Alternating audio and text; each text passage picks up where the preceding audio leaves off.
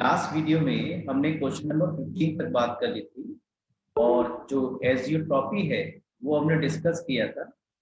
This is a property shown by or shown by the non-ideal solutions, either they show positive deviation or negative deviation.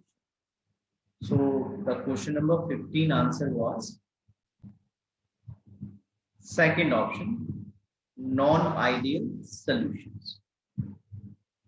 Now we go for the second question. Now the next question of the assignment, question number 16. 18% mass by volume solution of urea, molar mass 60. We have to find out the molar concentration of this solution. 18% W by V solution of urea, whose molar mass is given to us. They are asking its molar concentration because in options they have given the unit of molarity, means mole per liter. तो हमें ये जो concentration दी गई है 18% mass by volume, इससे molarity calculate करिए। देखिए 18% mass by volume का मतलब क्या है, पहले आप ये समझिए सब बच्चे। 18% मास बाय वॉल्यूम का मतलब है कि 18 parts of solute are dissolved in 100 volume of solution. देखो परसेंटेज की जब बात होती है तो परसेंटेज हमेशा आउट ऑफ 100 ही निकाली जाती है, इसीलिए यहाँ पर जो 18% W by V का मतलब निकलेगा वो ये निकलेगा कि 18 gram of solute is present in 100 ml of solution। ये मीनिंग है 18% W by P का। Now we have to find out molarity। So molarity कैसे निकाल पाएंगे हम? Formula of molarity is number of moles of solute upon volume of solution in liter। तो number of moles के लिए तो डाटा हमें देखो दिया हुआ है, ग्राम हमें पता चल गए सल्यूट के कितने 18 ग्राम है, और मोलर मास हमें खुद दिया हुआ है 60। So we divide gram of substance by its molar mass, that is 60, upon volume of solution in liter। We have volume of solution in ml, 100 ml, so we divided by 1000 to convert into liter। तो इस तरह से ये हमारे पास solve हो करके आ जाएगा question number 16। ये देखिए सॉल्व कर लेंगे तो सारे जीरो का 6 3 18, ये आपके पास फोर्थ ऑप्शन करेक्ट आ जाएगा। Question number 17। If an ideal solution is made by mixing 2 moles of benzene and 3 moles of another liquid and their original vapor pressures are given, benzene का 266 mm और जो liquid दूसरा है उसका 236 mm आपको vapour pressure दिया हुआ है pure state. The total vapour pressure of solution at the same temperature, तो राउट्स ऑफ वोलेटाइल लिक्विड्स हम लगाएंगे। P total is equal to P naught benzene into its mole fraction, P naught benzene into its mole fraction plus P naught of another liquid into its mole fraction in solution। P total find करना है, P naught benzene 266 दिया है, और देखिए मोल fraction of benzene कैसे निकालेंगे? Moles of benzene कितने दिए? 2 moles upon total number of moles present in solution, 2 moles benzene के हैं और 3 मोल्स दूसरे लिक्विड के हैं, तो टोटल मोल्स कितने हो गए 5। ऐसे ही दूसरे लिक्विड के लिए 236 इसका वेपर प्रेशर प्योर स्टेट में दिया हुआ है और इसका मोल फ्रैक्शन कैसे निकालेंगे, moles of the liquid upon total moles 3 और टोटल मोल्स कितने आ गए सोल्यूशन के 5। तो इसे जब आप सॉल्व करेंगे तो आपको ये 248 mm आ जाएगा, 248 mm, यानी कि जो आपका सेकेंड ऑप्शन है वो करेक्ट हो जाएगा क्वेश्चन नंबर 17 का। Now we go for question number 18।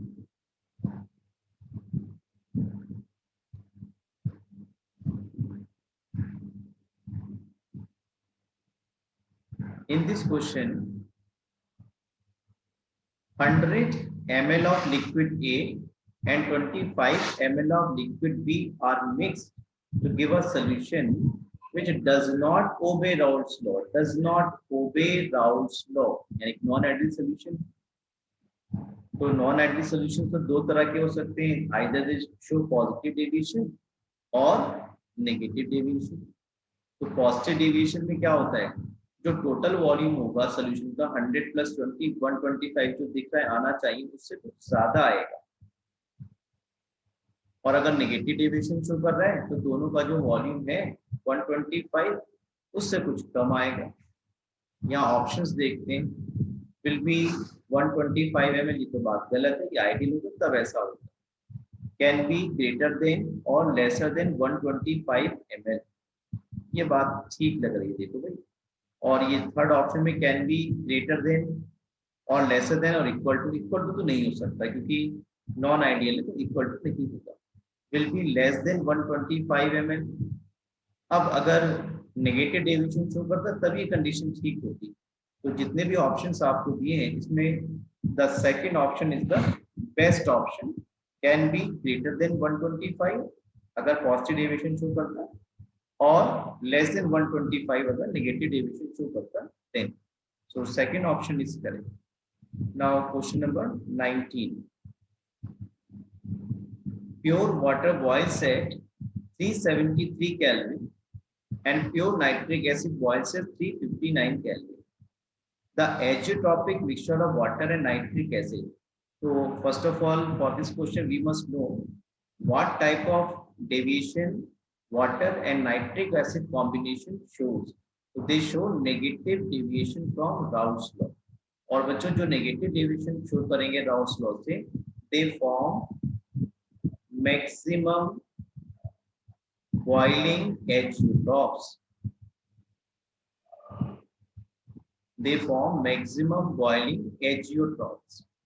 ठीक है, क्योंकि HNO3 वाटर का कॉम्बिनेशन नेगेटिव डेविएशन शो करता है राउल्ट्स लॉ से, इसलिए ये क्या बनाएंगे, मैक्सिमम बॉइलिंग एजियोट्रॉफ बनाएंगे। यानी कि एक का बॉइलिंग पॉइंट 373 केल्विन है और दूसरे का बॉइलिंग पॉइंट 359 केल्विन है। तो जो कंपोजिशन है 68% HNO3 प्लस वाटर का, वो दोनों के बॉइलिंग पॉइंट से ज्यादा टेम्परेचर पर बॉइल करेगा। यानी कि 373 और 359 में से कौन सा ज्यादा है, 373, तो इससे ज्यादा टेम्परेचर पे बॉइल करना चाहिए। ऑप्शन चेक कर लेते हैं। फर्स्ट में दिया लेसर देन 359, ये तो रॉन्ग है। ग्रेटर देन 359 ये बात ठीक भी हो सकती है, लेकिन कायदे में तो अगर 373 यहाँ लिखते तो बिल्कुल ठीक हो जाती बात।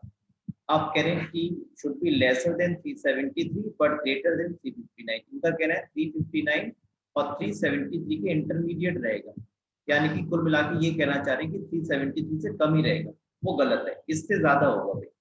मैक्सिमम बॉइलिंग एजियोट्रॉफ है तो जो दोनों कंपोनेंट्स के बॉइलिंग पॉइंट है उससे ज्यादा टेम्परेचर पर ही बॉइल हो पाएगा। तो ये ऑप्शन थर्ड तो अनप्रेडिक्टेबल, ये तो बात ठीक नहीं, लेकिन आप देखो ये बात इन सारे ऑप्शंस में से जो सेकंड वाला ऑप्शन है वो ये बाउंडेशन नहीं लगा रहा कि भाई 373 से कम क्या होगा, इसलिए ये क्वेश्चन नंबर 19 का सेकंड ऑप्शन बेस्ट है, जिसमें बताया गया 359 केल्विन से ज्यादा। अब ज्यादा तो भाई 373 से भी ज्यादा हो सकता है और उससे भी 400 से भी ज्यादा हो सकता है, लेकिन ये बात पक्की है कि इससे ज्यादा टेम्परेचर पर ही बॉयल होगा। लेकिन ऑनेस्टली अगर हम बात करें, वो 373 केल्विन से ज्यादा होना चाहिए, और होता भी है। तो 359 में ये बाउंडेशन नहीं है, ग्रेटर देन 359 में बाउंडेशन नहीं आ रही है कि 373 से कम भी होना चाहिए, जैसा कि इन्होंने यहाँ पे कर दिया है ना।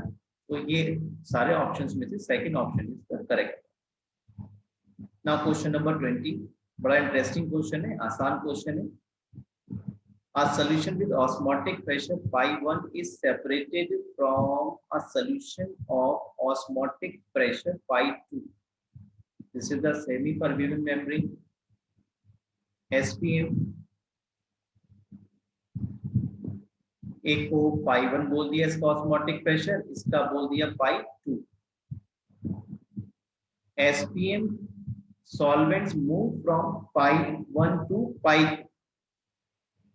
सॉल्वेंट यानी कि वाटर यहां से इधर मूव कर रहा है, यानी कि this is the more concentrated solution.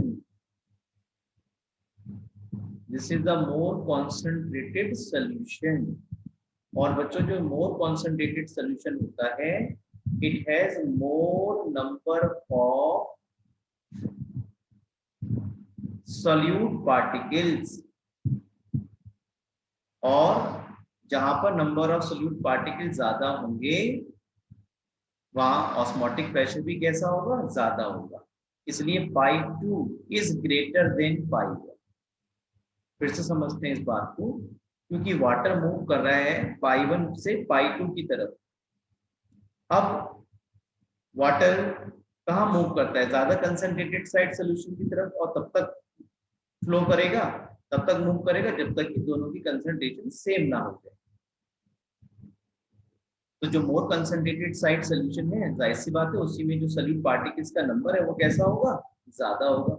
और जहां सॉल्यूट पार्टिकल्स का नंबर ज्यादा होगा, तो क्योंकि ऑस्मोटिक प्रेशर एक कॉलिगेटिव प्रॉपर्टी है which depends on number of solute particles only and does not depend on the nature of solute. तो इसलिए जो ऑस्मोटिक प्रेशर है, ज्यादा नंबर ऑफ पार्टिकल्स होने की वजह से राइट हैंड साइड सोल्यूशन में ज्यादा होंगे और उसी का ऑस्मोटिक प्रेशर भी ज्यादा होगा। सो इसीलिए पाई 2 must be greater than pi 1। Question number 20 का second option is absolutely correct. Now question number 21, correct statement among the following regarding osmosis. ये भी अभी हम बात कर रहे थे, ऑस्मोसिस की बात कर रहे थे। तो ऑस्मोसिस में क्या होता है, जो सॉल्वेंट है, देखो ये दो ऑप्शन में सोल्यूट सोल्यूट दे रखा है, सोल्यूट फ्लो, तो ये तो पहले से ही गलत हो गए। सोल्यूट तो मूव ही नहीं करेगा। एसपीएम क्या करती है कि बस सॉल्वेंट को अलाउड करेगी मूव करने के लिए। तो अब ये दो ऑप्शन बचेंगे। तो पहला ऑप्शन है solvent flows from high concentration to low concentration. अभी आपने देखा ज्यादा कंसंट्रेशन साइड वाले सोल्यूशन की तरफ फ्लो कर रहे थे सॉल्वेंट मॉलिक्यूल। तो मुझे लगता है 21 का सेकंड ऑप्शन आपका ठीक हो जाना चाहिए, जिसमें solvent flows from low concentration to high concentration side solution. जिधर सोल्यूशन, जिस सोल्यूशन की कंसंट्रेशन ज्यादा होगी उधर सॉल्वेंट मॉलिक्यूल मूव करेंगे। ठीक है, solvent flows from low concentration to high concentration side concentration solution, जैसा अभी आपने 20th क्वेश्चन में सीखा था। Now question number 22, 1 mole glucose is added to 1 liter of water whose kb is given. They are asking boiling point of solution would be।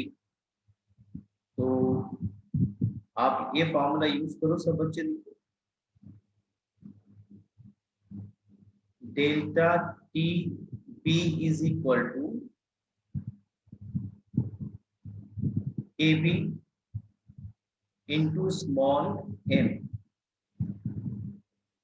जैसा कि आप देख पा रहे हो 1 मोल ग्लूकोज को 1 लीटर ऑफ वाटर में डिसॉल्व किया गया है। तो जाहिर सी बात है ऐसे सोल्यूशन की तो मोलालिटी कितनी हो गई, 1 हो गई। ये स्मॉल एम कैसे निकालते हो, मोल पर केजी। तो 1 mole is dissolved in 1 litre यानी कि 1 kg ऑफ वाटर। एक ही बात है, बहुत आसान हो गया ये तो प्रॉब्लम। पर यहाँ पे सल्यूट क्या दे रखा है, ग्लूकोज दे रखा है, तो आई की वैल्यू कितनी रहेगी, 1 ही हो जाएगी, क्योंकि ग्लूकोज कैसा है, नॉन इलेक्ट्रोलाइट है। तो यहाँ पर आई की वैल्यू 1 लगा दी, Kb इज गिवन 0.512 और स्मॉल mb कितना आ जाएगा 1 मोल अपॉन 1 kg। ये 1 लीटर दे रखा है, तो वाटर की डेंसिटी 1 ग्राम पर ml होती है, इसलिए ये भी जो है 1 kg ही हो जाएगा। 1 litre is equal to 1 kg। और ये आपके पास एलिवेशन इन बॉइलिंग पॉइंट आ गया 0.512। और आपको मालूम है क्योंकि वाटर के बारे में बात हो रही है, तो वाटर का बॉइलिंग पॉइंट कितना होता है 100 डिग्री सेल्सियस, और एलिवेशन कितना हुआ है 0.512। तो इसमें 0.512 आप ऐड कर दोगे तो आपका आंसर हो जाना चाहिए 100.512। Let us check the options. Question number 22 की बात चल रही है। ये देखिए ऑप्शंस में क्या क्या दिया हुआ है। Yes, it is given second option is given 100.512। so your second option is correct for question number 22. Now question number 23. At freezing point of a solution there is, जिस तरह से कोई भी लिक्विड बॉइल तब करेगा जब उसका वेपर प्रेशर एटमॉस्फेरिक प्रेशर के बराबर हो जाता है, इसी तरह से किसी भी सॉल्यूशन का फ्रीजिंग पॉइंट वो टेम्परेचर है जिसमें वेपर प्रेशर ऑफ सॉल्यूशन और वेपर प्रेशर ऑफ सॉल्वेंट, जब सॉल्वेंट सॉलिड स्टेट में हो तो जो वेपर प्रेशर लगा रहा हो, और जब सॉल्वेंट लिक्विड स्टेट में हो वो जो वेपर प्रेशर लग रहा हो वो दोनों क्या हो, इक्वल हो। That temperature is called freezing point of that liquid. तो ये तो लिक्विड की बात हो रही है, ये तो गलत हो रहा है फर्स्ट ऑप्शन। थर्ड जो है एन इक्विलिब्रियम सॉल्वेंट लिक्विड और सॉल्वेंट सॉलिड, ये बात ही वही है।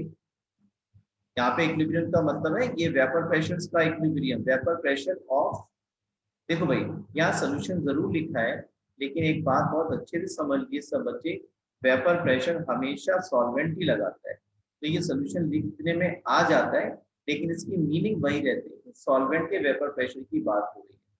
कोई भी लिक्विड फ्रीज तब होता है जब उस लिक्विड का वेपर प्रेशर लिक्विड स्टेट में और सॉलिड स्टेट में जो वेपर प्रेशर लगाता है जब वो इक्वल हो जाते हैं तभी वो लिक्विड फ्रीज होता है। तो इसलिए यहाँ पर दोनों ही ऑप्शंस ठीक है। क्वेश्चन नंबर 23 के सेकंड और थर्ड दोनों ही ऑप्शन आपको दिए हुए ऑप्शन में, तो fourth is correct.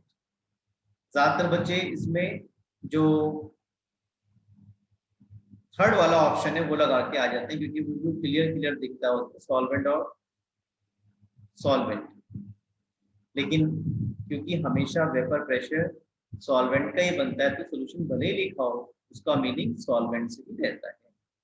Question number 24 को हम देखते हैं। लिक्विड्स ए एंड बी, इनके वेपर प्रेशर प्योर स्टेट में दिए, इन दोनों को मिक्स किया गया है। If solution has vapour pressure 340 mm, the number of mole fraction of B. इस तरह के क्वेश्चन आपके एनसीईआरटी में भी है, तो हम इसको ऐसा कर लेते हैं, P total is equal to, मैं डायरेक्ट चलो एक बार लिख देता हूँ मैं, P naught A plus P naught B into chi B, क्योंकि हमसे मोल फ्रैक्शन बी का पूछा है ना, तो हम काई ए की जगह 1 माइनस काई पी लिख लेते हैं बच्चों, क्योंकि भाई दो ही कंपोनेंट्स हैं और किसी भी सॉल्यूशन में जितने भी कंपोनेंट्स होंगे उन सबका मोल फ्रैक्शन का सम कितना होगा, यूनिटी होगा 1। तो वही हमने किया, क्योंकि यहाँ पे डायरेक्टली हमने मोल फ्रैक्शन ऑफ बी पूछा था, तो काई ए की जगह 1 माइनस काई P, data is sufficient. Now PT is given 340, P total, P naught A is given 360, 1 minus chi B plus P naught B is 320 and this is chi B। जब आप इसे सॉल्व करोगे you will get 24 का third option आपका ठीक हो जाएगा। इसे आप सॉल्व करके देखिए। Now question number 25,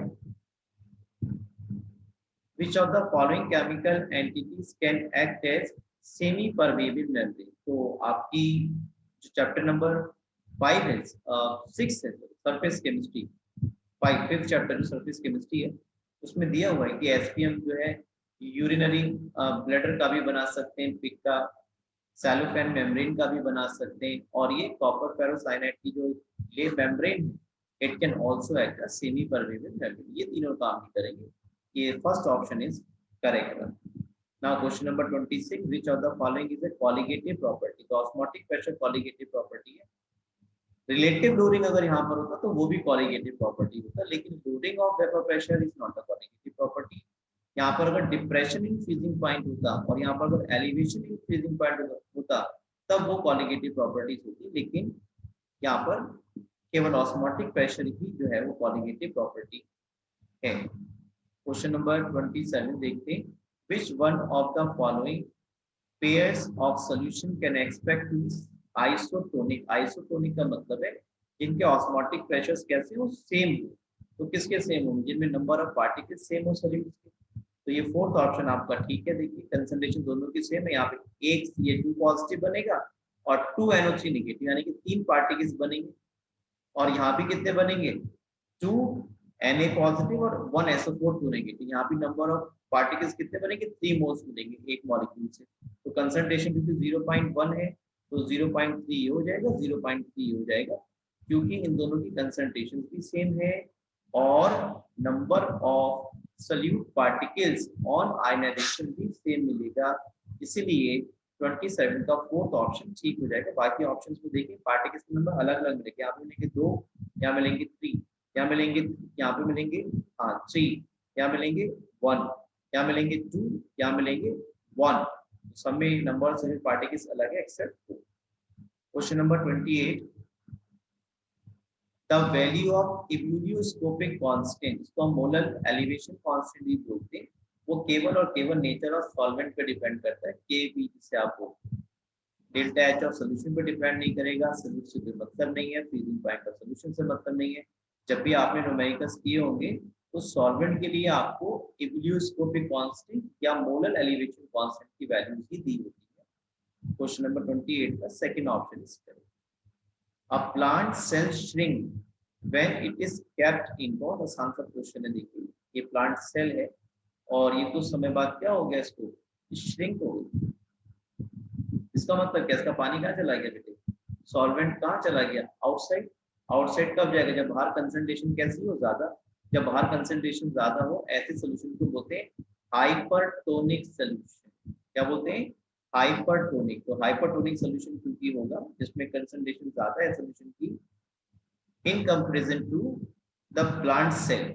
plant cell क्या हो जाएगी? श्रिंक हो जाएगी, क्योंकि वाटर जो है हाईली कंसंट्रेटेड साइड सोल्यूशन की तरफ मूव कर जाएगा, and such a solution which has high concentration will have higher osmotic pressure and is called hypertonic solution।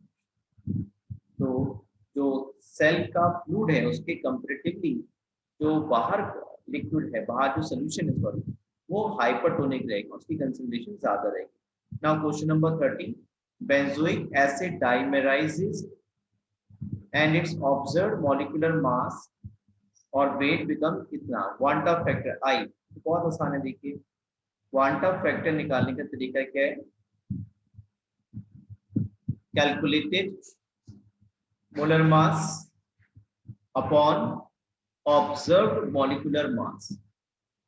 तो कैलकुलेटेड मोलर मास आपने कैलकुलेट करने कौन है? बेंजोइक एसिड है भाई, C6H5COOH, C6H5COOH, 12 into 7 क्योंकि 6 कार्बन एटम ये और एक ये, और प्लस H का 1 into 6 और प्लस 16 into 32, तो ये आपके पास 122 आ जाएगा बच्चों। This is the molar mass of benzoic acid which is calculated, जिसको हमने कैलकुलेट किया इसके फॉर्मूले से, और जो ऑब्जर्व हमने किया वो कितना दिया है? 152.5। तो आई की वैल्यू कितनी जाएगी? इसको सॉल्व करेंगे तो 0.8 आ जाएगा आपका। देखो भाई 1 से ज्यादा तो हो ही नहीं सकती थी, क्योंकि जो एसिड्स है वो सोल्यूशन में जाके क्या करते हैं, डाइमर फॉर्म कर लेते हैं, तो number of particle after association क्या हो जाएंगे, कम। और जो ऐड करोगे वो कैसा होगा, तो हमेशा जहां एसोसिएशन होगा वहां पर आई की वैल्यू हमेशा लेस देन 1 होगी, तो 4 तो बिल्कुल नहीं हो सकता था, राइट।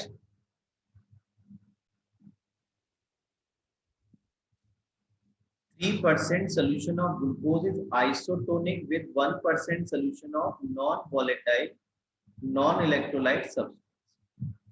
तो 3% सोल्यूशन है हमारे पास ग्लूकोज का, वो आइसोटोनिक है विद द सोल्यूशन जिसका कंसंट्रेशन कितना है, 1%। चलिए, तो जब आइसोटोनिक बोल दिया तो जाहिर सी बात है ऑस्मोटिक प्रेशर कैसे होंगे, बराबर होंगे, pi glucose is equal to non volatile का जो सोल्यूशन है उन दोनों के ऑस्मोटिक प्रेशर कैसे होंगे, बराबर होंगे। मॉलिक्यूलर मास ऑफ सब्सटेंस, अब टेम्परेचर नहीं दे रखा है क्योंकि भाई ऑस्मोटिक प्रेशर का फॉर्मूला क्या होता है, pi is equal to C R T, और अगर डिसोसिएशन या एसोसिएशन हो रहा तो आई भी यूज करेंगे, क्वांटम फैक्टर। तो क्योंकि ना तो टेम्परेचर का जिक्र है और ग्लूकोज भी नॉन इलेक्ट्रोलाइट है, उसके लिए भी आई 1 हो जाएगा, और दूसरा बताई रखा अभी नॉन वॉलेटाइल है, नॉन इलेक्ट्रोलाइट, तो उसके लिए भी आई 1। तो आई दोनों के लिए सेम हो गया, आर दोनों के लिए सेम रहेगा, टेम्परेचर दोनों के लिए सेम रहेगा, जो भी रहेगा वो क्या रहेगी, कंसंट्रेशन रहेगी। तो बस आप ऐसा बोल सकते हो, concentration of glucose is equal to concentration of non volatile solute. तो ग्लूकोज के लिए कितना दिया, 3%। 3% का मतलब है भैया 3 ग्राम upon its molar mass. Concentration कैसे निकालो, मोल पर लीटर, और सोल्यूशन कितना है, 3% वाला है। 3% का मतलब है 100 पार्ट्स में प्रेजेंट था, तो मैं इसे लीटर में कन्वर्ट कर लूँ 1000। ऐसे ही सामने कितना था, 1, इसका हमें मोलर मास नहीं मालूम, जो नॉन इलेक्ट्रोलाइट है, नॉन वॉलेटाइल नॉन इलेक्ट्रोलाइट है, उसका मोलर मास नहीं पता, तो हमने 1% दिया ना, 1 अपॉन मोलर मास ऐसा एज्यूम कर लिया, और ये भी परसेंट है तो 100 में रहेगा अपॉन 1000, तो ये फैक्टर तो पूरा कैंसिल हो गया। जब आप इसे कैलकुलेट करोगे तो क्वेश्चन नंबर 31 का जो आंसर है वो हमें 60 मिल जाएगा। 3 upon 180 is equal to 1 upon m, ऐसा आ जाएगा। तो एम ये ले जाना है ना, 180 था, 3 डिवाइड में कितना रहेगा, 60 ग्राम पर मोल इसका मोलर मास आपको आ जाएगा। बहुत सिंपल सा था, सभी चीजें सेम है लगभग, आई भी दोनों के लिए 1 है क्योंकि नॉन इलेक्ट्रोलाइट है दोनों, और टेम्परेचर का कोई जिक्र नहीं है, नहीं टेम्परेचर दोनों सेम है, आर की दोनों की सेम लगाओगे, कंसंट्रेशन इक्वल करके हम इसको निकालेंगे। ये क्वेश्चन जो है 2019 में 2019 में क्लास 12 के बोर्ड में भी आया, सीबीएसई। नाउ क्वेश्चन नंबर 32 के लिए जाएंगे हम लोग। फॉर एसोसिएटेड सॉल्यूट, जहाँ पे एसोसिएशन हो रहा हो, देखो भाई एसोसिएशन जब होता है, जैसे मैंने आपको एसिटिक एसिड का या बेंजोइक एसिड का फॉर्मूला ये लिख दिया, और ये आपस में डाइमर बनाएंगे तो C6H5COOH होल्ड वाइज बन गया, डाइमर बन गया। तो आई अगर ये कंप्लीट एसोसिएशन में तो क्या करोगे, number of particle after association, ये कितने बने, 1 upon number of particles actually add, कितने, 2। तो आई की वैल्यू कैसी आ रही है बच्चों, लेस देन 1 आ रही है, तो फर्स्ट भी हो सकता है और थर्ड भी हो सकता है, ये दोनों तो कैंसिल हो गए। अब बात होती है अल्फा की। देखो अल्फा कैसे निकालते हो, उसको मैं आपको जल्दी से बता देता हूँ। ये 1 अगर मान लिया आपने, और ये जा रहा है 2 अल्फा, ये कितना एसोसिएशन में जा रहा है, 2 अल्फा, तो ये कितना बनेगा अल्फा, तो चल रहा है 2 1, 1 माइनस 2 अल्फा, ये कितना डिसोसिएशन में गया, 2 अल्फा एसोसिएशन में, ये कितना एसोसिएशन में गया, 2 अल्फा गया, तो ये कितना बनेगा अल्फा। और किसी भी सोल्यूशन में जो वांटा फैक्टर है that is the sum of number of particle present at equilibrium, यानी कि यहाँ से अगर आप आई निकालोगे तो 1 माइनस अल्फा प्लस अल्फा, यानी कि ये ओवरऑल आई में मिल जाएगा 1 माइनस अल्फा। अब जैसे मान लो कंप्लीट एसोसिएशन में जाता है, कितना आता, तो आई 0.5 आता। अब यहाँ से अल्फा निकाल के देख लो आप, क्या हो जाएगा, alpha is equal to 1 minus I, alpha इधर ले लो, आई इधर ले जाओ, तो अल्फा इज इक्वल टू कितना आ गया 1 माइनस 0.5 यानी कितना आ गया 0.5 यानी कि लेस देन 1 आ रहा है, तो आपका फर्स्ट ऑप्शन करेक्ट। तो एसोसिएटिव कोलाइड्स के लिए आई की वैल्यू भी लेस देन 1 आएगी और अल्फा की भी लेस देन 1 ही आती है। Now question number 33, a liquid used in car radiator, आपको मालूम है it causes the freezing point of solution to decrease। Anti freeze क्या होते हैं, जो फ्रीजिंग पॉइंट को क्या करते हैं, नॉर्मल टेम्परेचर से लो करते हैं, तो वही आपका एंटी फ्रीज कहलाएगा। इथाइलिन ग्लाइकॉल जो है और वाटर का जो कॉम्बिनेशन है वो कार रेडिएटर में यूज किया जाता है because it causes the freezing point to decrease, low temperature freeze. Now question number 34, the normal freezing point of nitrobenzene is this one, ये सॉल्वेंट है और 0.25 m सोल्यूशन जो बनाया वो कितना पे फ्रीज हो रहा है 276। तो इसमें आप जब चेंज निकालोगे इसमें और इसमें जब डिफरेंस निकालोगे 178.82 176.82 तो कितना आएगा 2 का डिफरेंस आ गया, यानी कि डिप्रेशन इन फ्रीजिंग पॉइंट दे दिया आपको 2 और KF की वैल्यू जानना चाह रहे हैं, KF की वैल्यू जानना चाह रहे हैं। आपका फॉर्मूला होता है ना delta TF is equal to KF into small m, तो KF जानना चाह रहे हैं, स्मॉल m तुम्हें कितना दिया 0.25, तो इसको जब डिवाइड करोगे KF 8 आ जाएगा। I की जरूरत है नहीं क्योंकि जो सल्यूट है वो नॉन इलेक्ट्रोलाइट है, नॉन एसोसिएशन में नहीं जाएगा, डिसोसिएशन में नहीं जाएगा, तो KF कितना आएगा 2/0.25 8 केल्विन किलोग्राम पर मोल, यानी कि फोर्थ ऑप्शन आपका करेक्ट हो रहा है। मोलरिटी ऑफ प्योर वाटर बता रखा है काफी बार 55.55 केल्विन 1 kg मान लो अपॉन जैसे मोलरिटी निकालनी है तो number of moles of solute कितना मान लिया वाटर 1 kg है, तो मास कितना हो गया 1000 ग्राम, मोलर मास कितना है 18 और लीटर कितना था 1 लीटर, 1 लीटर 1000 ग्राम तो होंगे वाटर के, तो इसको सॉल्व करोगे तो 55.55 आपके पास आंसर आ जाएगा। क्वेश्चन नंबर 36 देखेंगे, van't a factor for SrCl2 at 0.01 m is 1.6। तो देखो जब SrCl2 आयनाइज होगा तो ये बनाएगा Sr2 positive plus 2Cl negative.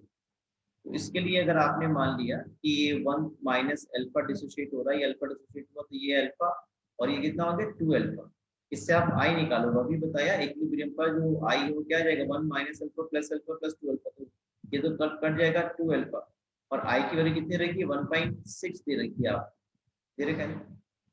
इसे जब आप सॉल्व करोगे तो आपको 30.3 आ जाएगा, अल्फा आ जाएगा आपका 0.3 और परसेंटेज पूछेंगे तो फोर्थ ऑप्शन आपका ठीक हो जाएगा कि 1 i is equal to 1 plus 2 alpha है ना, तो 2 अल्फा इज इक्वल टू क्या हो जाएगा